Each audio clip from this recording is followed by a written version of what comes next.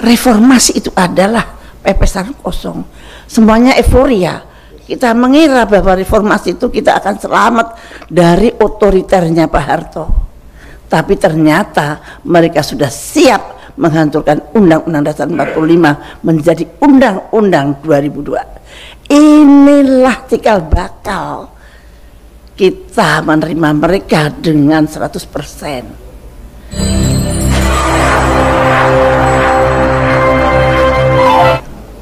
Saya mantan Menteri Kesehatan, tapi sampai sekarang terus dipanggil Menteri Kesehatan terus di mana-mana, oleh tukang beca, oleh tukang parkir, Bu Menteri selalu begitu. Selain Menteri Kesehatan, saya adalah anggota Bantimpres. Anggota Bantimpres itu pada waktu Pak SBY sangat dibutuhkan oleh Pak SBY. Setiap pertimbangan masalah-masalah yang ada di meja presiden selalu kita diajak berpikir, terutama yang mengenai kesejahteraan rakyat. Itu biasanya saya sangat diundang, dan di situ saya mengenal negara saya, dan benar-benar saya bingung bagaimana saya harus membetulkan negara ini pada track yang sama, pada track yang benar. Saya melihat bahwa Pancasila dan Undang-Undang Dasar 45 itu yang sebetulnya bisa menolong kita untuk mencapai cita-cita kemerdekaan, ternyata sudah terlukai dari sejak lama. Ketika Bung Karno, Undang-Undang Dasar 45 dan Pancasila itu masih bulat, maka Soekarno harus disikat, karena ini musuh yang paling mereka takutin. Dan kemudian Bung Karno di G30S kan, dan pada tahun 70-an terjadilah epidemi pes di Boyolali. Ketika itu juga Menteri Kesehatan, ya waktu itu Bapak Siwabesi minta tolong pada Amerika. Saya pikir pes itu juga mereka yang membuat. Saya pikir dari mana pes itu, karena pes itu biasanya di Eropa, waktu itu belum ada yang di Asia. Nah kemudian di Boyolali itu kena pes, kita minta tolong, datanglah Namru. Namru di situ, saya mau menolong Anda untuk epidemik pes ini, tetapi saya harus boleh di sini nongkrong. Namru hanya sampai 10 tahun janjinya, tapi dia membawa IGGI, tapi Anda harus mulai hutang mulai saat ini. Jadi mulai hutang itu adalah harus, mereka waktu itu bawa IGGI, dan Freeport itu untuk saya, itu yang membawa Namru itu begitu. Dan Namru ternyata bercokol dari tahun 70 sampai saya menjadi Menteri Kesehatan, di mana menurut saya itu sangat berbahaya, karena anggota Namru, peneliti Namru, ya karena Namru berselimut sebagai organisasi penelitian kesehatan, dan dia tinggal di punggung saya, di tanahnya Menteri Kesehatan. Dan itu anggotanya ada 60-an, itu semua marinir Amerika Serikat. Menurut saya itu sangat mengusik kedaulatan negara saya. Tapi 40 tahun bisa bercokol. Kenapa ini? Nah itu. Ternyata ketika Pak Harto itu masih malu-malu untuk mencederai Pancasila dan UUD 45. Dia hanya berselingkuh, tapi frame Pancasila dan UUD 45 itu dia jaga, walaupun frame itu tidak terlalu kuat, tapi dia pura-pura lah masih ada Pancasila, ada BP4 dan sebagainya. Dan kemudian setelah dia 32 tahun, Pak Harto berhasil menanam hutang dari pertama.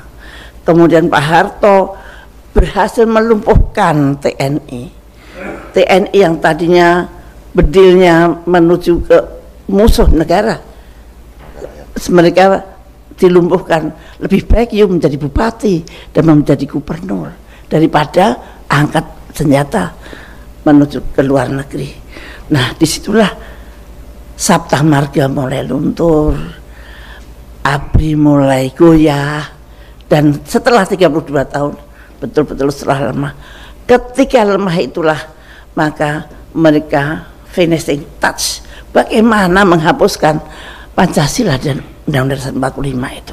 Mereka membuat reformasi.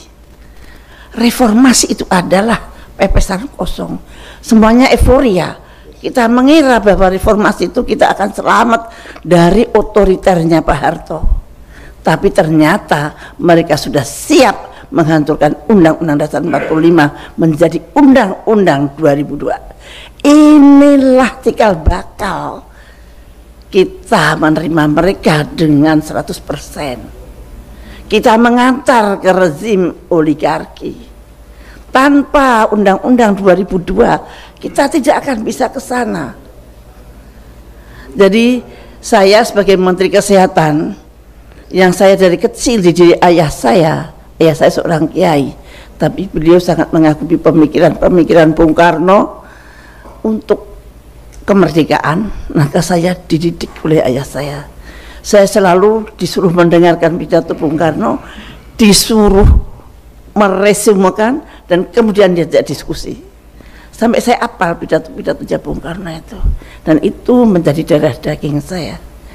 Maka ketika saya menjadi Menteri Kesehatan, saya dengan inosennya saya menjalankan itu. Pegangan saya adalah preambul Undang-Undang Dasar 45. Saya harus melindungi rakyat saya. Saya harus melindungi rakyat saya dan tanah tumpah darah saya. Itu sudah mengalir di darah daging saya.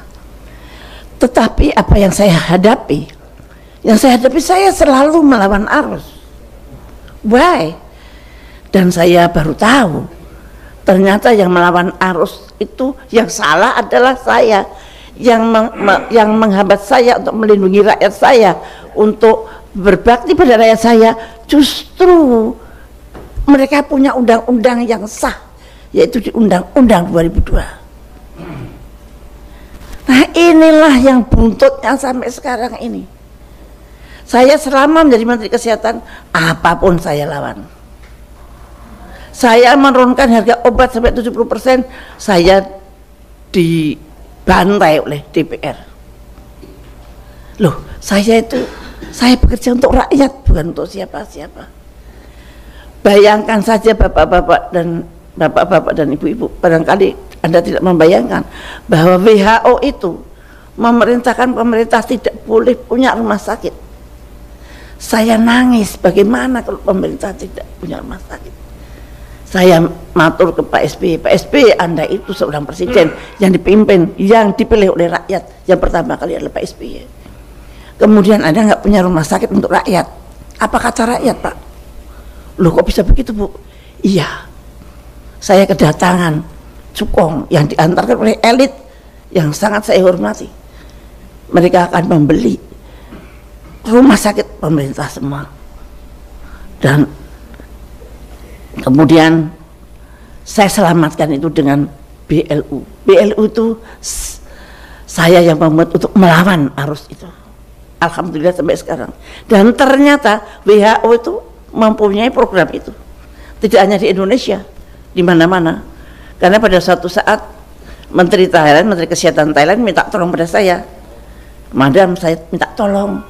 Saya mau mengajukan resolusi supaya pemerintah mempunyai rumah sakit. Wow, kenapa? Karena tidak boleh pemerintah punya rumah sakit. Itu loh yang namanya nekolim kalau saya bilang. Kalau ininya neoliberalisasi, tapi menurut saya apapun juga itu adalah nekolim. Nekolim bercokol di Indonesia secara terang-terangan itu setelah 2002. Dan saya menjadi menteri 2004. Betapa pahitnya, karena 2002 berjalannya itu ya di 2004 itu. BPJS itu adalah proksi. BPJS itu adalah tidak cocok dengan Undang-Undang Dasar 45. Waktu itu saya membuat Jamkesmas yang sesuai dengan Undang-Undang Dasar 45 disikatlah Jamkesmas. Jadi semuanya ini bukan terjadi karena apa-apa, bukan karena salah hitung, karena memang mereka merencanakan itu dengan caranya dengan merubah Undang-Undang Dasar 45 itu. Yang menghalang-halangi mereka untuk menjajah kita adalah Undang-Undang Dasar 45 yang 18 Agustus 1945, dan mereka merubahnya di 2002. Saya sedih banget kalau ada seorang elit, ya sudah itu kan sudah kesepakatan kita teruskan saja. No, diteruskan saja, kita mau kemana? Kita mau masuk ke jurang. Kita harus berani mengkoreksi.